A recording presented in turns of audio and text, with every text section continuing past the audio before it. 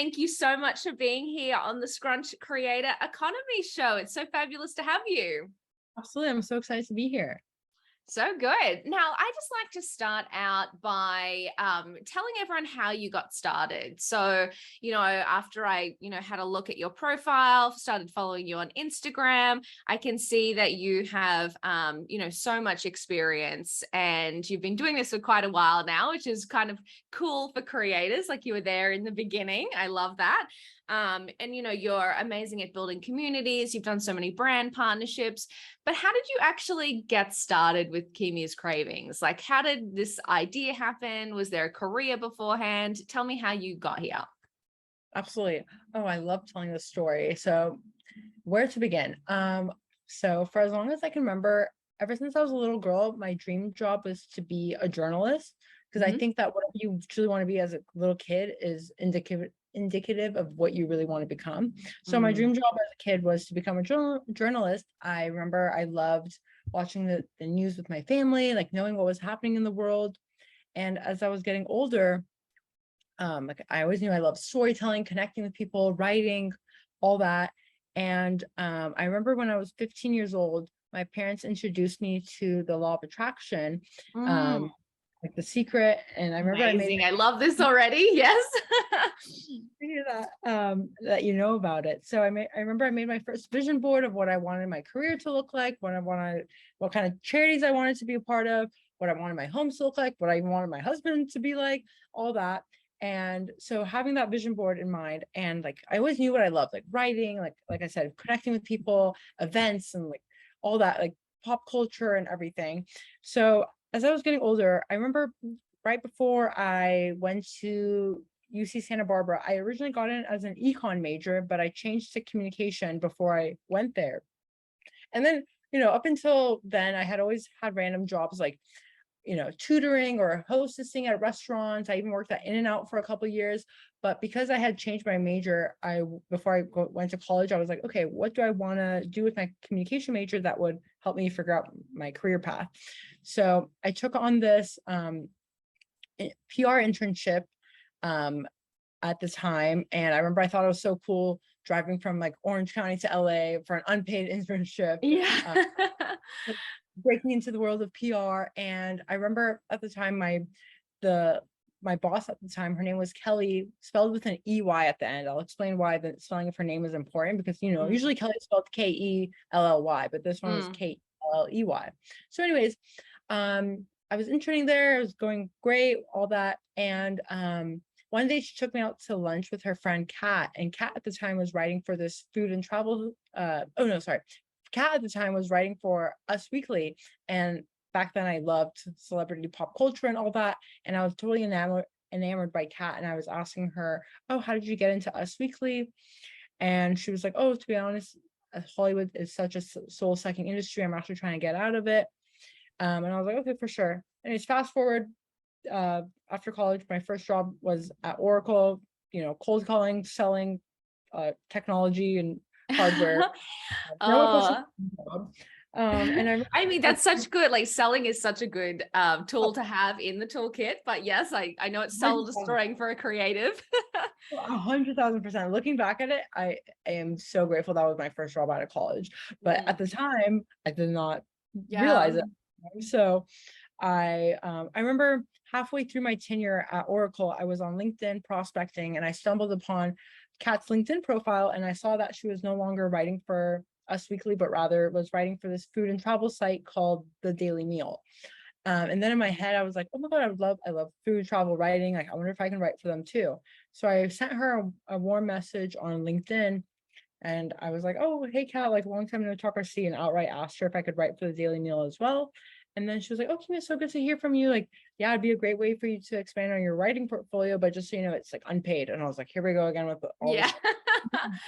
Love this industry. Yeah. Exactly. I was like, am I sure I want to do this? So at the time I was looking for a creative outlet, and like I was, I already had like a full-time job. So I was just excited to have like a creative outlet at the time. So then from there, I remember she introduced me to the editor-in-chief at the time, whose name is Chelsea, who to this day is one of my good friends. And everything I'm telling you about is at this point the internship was like 2012, and then everything from like Oracle days is like 2015. So anyways, Kat connected me to Chelsea, the editor-in-chief at the time.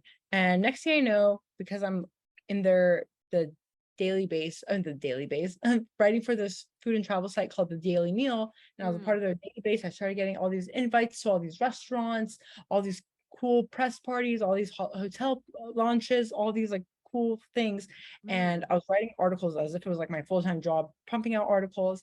And because I was going to so many cool events and restaurants and hotels, at the same time, I was also documenting everything I was doing on social media and showcasing my journey and creating content. And I remember one day, there was this event that Chelsea couldn't go to. And it was like the opening of Tacolicious in Santana Row in the Bay Area. Wow. And she was like, oh, hey, Kimia, can you cover this? And I was like, oh, for sure. So I was reading the press release, and I saw that it came from this woman named Kelly, spelled with an EY. And then in my head, I was like, oh my God, how funny would that be if this was my first boss from my first internship? Yeah. And then I scrolled down and said Kelly Coughlin, founder of Melrose PR. And I was like, oh my goodness, the networking came full circle. Because of Kelly, I met Kat connected me with Chelsea. And here's Chelsea bringing me back full circle to Kelly.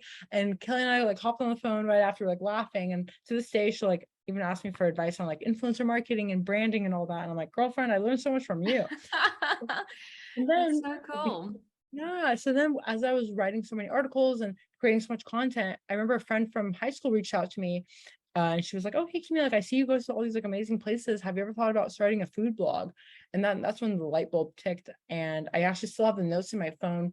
Because my page at the time was Kimia Kalbasi. It was more of a personal page, like, pictures of me and my friends, like going out, like the restaurants I would go to, or like all these cool things I was doing. And at that time, this was like 2015. So I had like a little under 2,000, 3,000 followers around then. So then in my head, I was like, okay, either I can start a whole new page or I can build this community that I already have. So then I was like, I'm going to build from this. So I changed my handle. I still have the notes in my phone where I was like, hungry heart feels for meals. And then my cousin Parisa is the one who suggested Kimia's Cravings, because she's like, oh, you love alliteration and like cravings can expand outside of food. And I was like, oh my God, I love that idea. So I changed it to Cravings. Thank you. And then ever since then have been nonstop, with the creating content. And that is the origin of Kimia's Cravings. Oh my God, that's so cool. And I absolutely love how it wasn't like, oh my God, I just knew I wanted to be a creator. Yeah, it fell into my lap. No, yeah. I'm here to tell the full circle story. Yeah, that's so cool. But I love as well, like, I love how you set out to become a journalist, and that was, what you had on your vision board and what you were excited about, because I feel like creators are the modern day journalists. Oh my God, Danielle, that's exactly what I tell people. That's exactly, you beat me to the punchline. The whole moral of the story was the fact that I believe that today's social media content creators emulate the modern day journalists. Like fashion bloggers are like Harper's Bazaar, and food bloggers are like Bon Appetit. So you nailed it. You picked up on the whole motto of my story. Oh, I love it so much. And I also love the progression as well, like going through, unpaid internships, doing like sales jobs, cutting your teeth in the PR world, going to all of these free events. Like, it's really interesting because I think it meant you saw the business world as well as the content creation world. So you also know like the mechanics of what actually happens in this world. Absolutely. Exactly. So how did you go from going to all of these amazing places, doing these internships, writing for the Daily Mail? Now you are a legit, influencer creator. How did you then start to scale that up and like get paid brand deals? Absolutely. It's actually funny. People always, whenever I told people Daily Mail, they always thought I said Daily Mail, like the gossip column. They're like, oh no, Daily Food. But it's so I even remember like at one time I was at an event and I couldn't find my name tag, and it's because they had it under Daily Mail. Oh no, that's what I thought you were saying. I was like, oh, I wonder if the Daily Mail started out more in like food, and that makes so much more sense now. Nice. That's so funny. Yeah, we're just gossiping about like the latest avocado toast. Yeah, exactly. It's big news. It's big news. Yeah, exactly. It's like the reason why they say millennials can't buy houses. Exactly. That was like such a clickbaity article back in the day. But in terms of how I learned to monetize, oh my goodness, that is $1 million, pun intended, $1 million question, because yeah, it's like I nobody like handed me like an influencer playbook of like, Well, I don't this is think how there you was monetize. one. Like, yeah, Yeah. especially like how early you started as well. I remember I was so keen to learn how to monetize this. Like I would network with other creators. I would go to so many different events that has to do with like the creator economy. And Mm, that's how I would like essentially I was a sponge, like anywhere that I could nice. learn. And also, granted, I was living in SF when I started this. And then at the time I was also working for this startup. And with that startup, I transferred to their New York office. And this is where everything really when I moved to New York, that was like the catalyst, because like there were so many events in SF, but at the time, like sometimes in New York, I'd go to like multiple events in a night or in a day while I still had my full-time job at the time. And I would just like network my butt off, like I said, meeting with other creators, or just like doing all the research I could to essentially like, oh, like I want to network with more PR people or like more brand people to like learn how to make money off of this. But yeah, for years I was not making a penny off what I was doing. I even remember my parents would call me across the country. They'd be like, Kimia, like focus on your full-time job. Like, what are you doing? Like what are Little you did doing? they know. Exactly. Like what are you doing with this blogging thing? You're not making a penny off of it. I'm like, no, I'm gonna make it work. Um, and yeah, so basically the whole premise of the story is also like networking and just Yep. like learning from other people like through their experiences. Because I remember there was like this creator event where they had like a series of panelists of bigger influencers and more of like the macro creators, and they were talking about their experiences. So I would go to a lot of those kinds of events where I could network with them and Mm. essentially get a glimpse into their world of how they learned how to monetize. Yeah, and I feel like that was kind of the way it happened back in the day. Like everyone just had to share information, network with each other, learn from each other. Like now I see there's courses, and things that you can do. But I think back in the day it was so cool because it was actually like everyone was in it together and learning together. Right, exactly. No gatekeeping here. No, But yeah. exactly. I love that. So what's been your like favorite brand collaboration to date? Oh, that's a great question. Um, one of the ones that really stuck out, a very memorable one, is when I worked with Uber on the launch of their Uber Visa gift card. It was really Ooh. cool. I remember I was living in New York at the time, and they flew us out to LA, and they like had this very like luxurious itinerary where like they took us to Nobu, they took us to like a concert. We went to Katy Perry's old house, and like there was this like launch party and Kevin Hart was there. It was just like so, and like we all like stayed at the SLS in Beverly Hills. It was like so like, Wow. but it was like so fun because it was like such a fun trip because there were so many other people on there on that Mm. trip that I got to meet. So that was definitely one of my favorite ones. And then because it also stemmed into a larger partnership campaign where after that I got to go to South by Southwest through Uber to help them bring brand awareness to the Uber Visa card just a few months later, and I got to go to Austin, Texas for that. So that's definitely one of the uh ones that are so memorable. And then another one, I remember actually through another event when I was living in New York, I met my future agent, and I remember she helped me land my first like big brand deal with Bombay Sapphire. And I remember like it was like it was my first biggest deal, and I was like, oh my Mm. goodness. So that one is also another one that I will never forget, because I was like, oh my God, this is like, I was like, wow, you can I make can money do off it. I can make this happen. Yeah. it. Exactly. What's it So like working with an agent? How did you find like going from managing it all yourself to like having an agent, and what did they do and what was that like? absolutely. So I've gone through, so I currently, it's funny, something I've learned about myself is that I definitely enjoy the mechanics of it more. Like if you asked me Mm. this a few years ago, I'd been like, oh my God, I love creating content, but what I love the most is the behind the scenes. And actually, ironically, the not sexy part about The content business side of creation. it. I love Yeah. the business. Like, I'm like, I would love to be a Chris Jenner for other content creators, but Oh like yeah, for that'd be so cool. and like, cause especially because so many brands can't I like take advantage of creators and all that, and like Mm.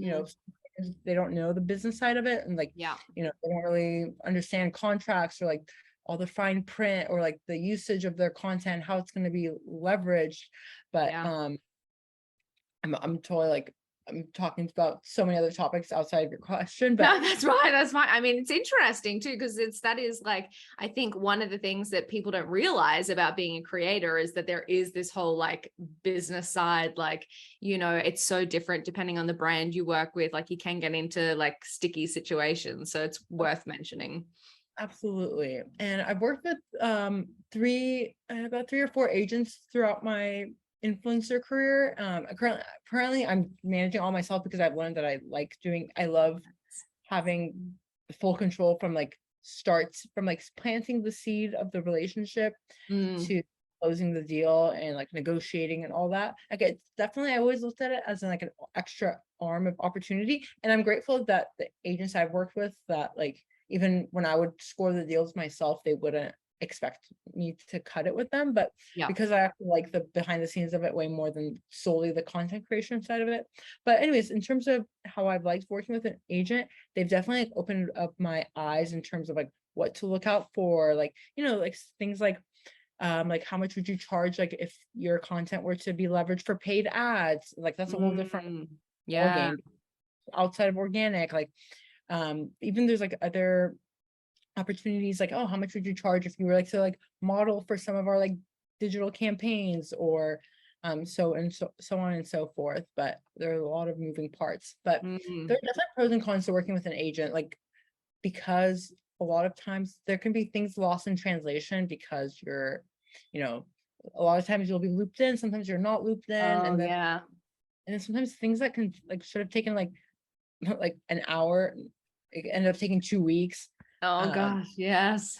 yeah, so that's what has its pros and cons, and then of certain agents like have a higher take a higher cut than others. uh, Mm, I mean, if you're a total, if you're a I highly recommend it for those people who are like mega influencers and like literally their content engines. Like they need to focus on more of like the creative aspect of the yeah. business, whereas they need somebody to like manage like landing the more partnership deals and so on and so forth. Mm. Yeah, and it's interesting. I assume like some talent managers have different networks, so you'd kind of get, you know, better deals or different deals depending on who your manager was as well. Right, exactly. Mm. So how have you seen this whole industry change? Like you've got, I love talking to you because you have seen such the progression, you know, you kind of were there in the early days. How have you seen things sort of change over the last like 5 years? Oh my goodness. Like what total 180 of Yeah. change. Well, I'm like, where to begin? Well, definitely gone are the days of like those one-off transactional posts where it's like, you Mm. know, and then also I think, I mean, some brands are still struggling with this, but learning that content takes time. There's like so much production value and time and effort, and like there's so many things behind the scenes that people don't realize. I think more people are becoming educated because everyone to some extent is an influencer or creator, but learning brands understanding that creators need to be properly compensated for their work. Mm. uh, I mean, like sadly I'm still witnessing some brands that are like, oh, like product for posts. I'm like, excuse me, products don't pay the mortgage. Yeah. Yeah. Yeah, Like I called my landlord and they don't accept lipsticks as payment. Sorry. exactly. So that's definitely something that I've learned, or that I've like witnessed. Mm. Also like the shift of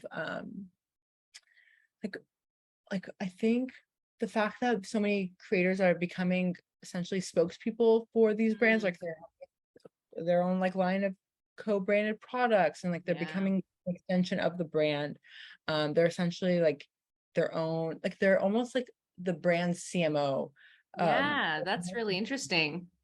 oh, absolutely. And there's so many brands out there that are hiring content creators and influencers to scale content for them. Mm. Um, so that's another interesting thing, because you also hear a lot of terms like content creator being thrown around, influencer. I think blogger has kind of like died down because people don't really read blogs as much as they used to. Yeah. Uh, well, more all about video now, and like short form content. Even like long form content is making a comeback, given that like TikTok is increasing its watch time, or it's like, you know, duration.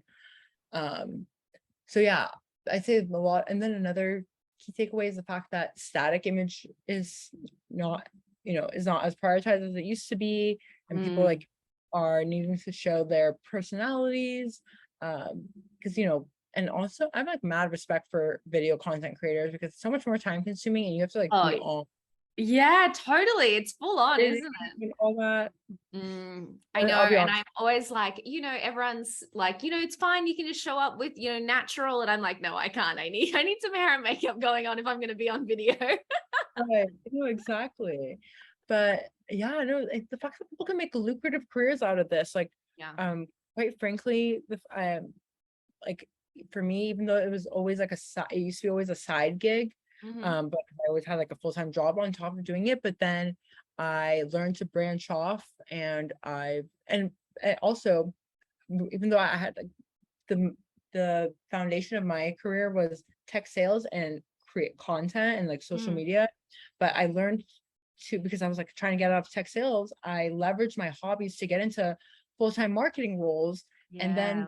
there, um for like I've been freelancing for quite some time now, where I work on brand campaigns, and I also consult other brands and companies on their social strategies and influencer marketing programs. And like I want people to know that this, I mean, it really can make a lucrative career. Like I bought my first home like 3 years ago. Like the fact that you can truly make a lifestyle that you want out of Mm. this. There's no limit. I mean, of course, it's like so glamorized. Like there's so much blood, sweat, and tears behind it. I mean, no blood, Yeah. but like, Yes, definitely. like people, there is so much opportunity, and even though it's so saturated, there's room for everyone. I love that so much because that was going to be my next question to you. Like, because it does feel like, and I don't know, I never know if it's because I'm in it that I feel like there's so many, or whether there are just genuinely so many creators and influencers now. But to Right. know, Definitely like, both. yeah, true, true. So yeah, I was actually thinking that, like, do you think that there's opportunity for people who like, are stuck in this corporate day job and they want to start a career as a creator? Do you think that there's still room for that? Oh, absolutely. There's room for everybody. And there's a niche for everyone. Like you can be somebody who like only eats sweet potatoes and you know how to make every kind of dessert imaginable out of sweet potatoes, and there's an audience for that. Yeah. I love that. It's like find out the thing that you love and create something around it. Exactly. Because at the end of the day, like everyone, I remember Gary Vee had this quote. He's like, it's not about who does it first, it's about who does it best. And everyone, Yeah. like, how many more food bloggers do we have? How many more content creators for fashion and beauty and health and wellness do we have? Like, but everyone has their own. For instance, like let's say you're a food blogger as well. Like how Danielle captures content is different from how Mm. Kimia captures content, and like the way we speak about it, and so on and so forth. And like your angle could be like um cooking, and mine could be like restaurants or whatever. So the Yeah. opportunity is endless. I love that so much.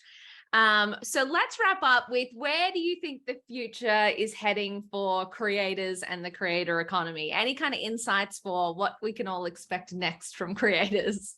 Oh, absolutely. Ooh, I would say it's a great question. I would say honestly, with the prioritization of video content, I wouldn't be so I could honestly see creators like having like their own movies and like TV shows. Yeah. People don't really, I mean, of course, like Netflix and Hulu's still there, but I think like our traditional celebrities are gonna kind of be um what's the word? Kind of uh dissolved in some capacity. And I feel like today's celebrities are the today's content creators. That's so interesting. Like, imagine a channel that was just creators. Like, how cool and how interesting, and Exactly. how, like, I feel like you'd have so much more content. Like, you hang around waiting for the next episode of something to air like the next week. But like, imagine how much content creators would push out. That'd be so cool. Oh, absolutely. I'm like, pass the popcorn. Yeah, totally. Well, Netflix, if you are listening, you heard it here first. Amazing. Kimia, thank you so much for sharing your experience on the Creator Economy Show. You are incredible. Thank you so much for your time. Of course, this is so much fun. I was gonna say shout out to Netflix if they want to hire me for like, the behind the scenes and like scouting the talent for that, scouting the talent for that. I can only hope Netflix is watching. Definitely. But thank Amazing. you so much, Danielle. I had so much fun.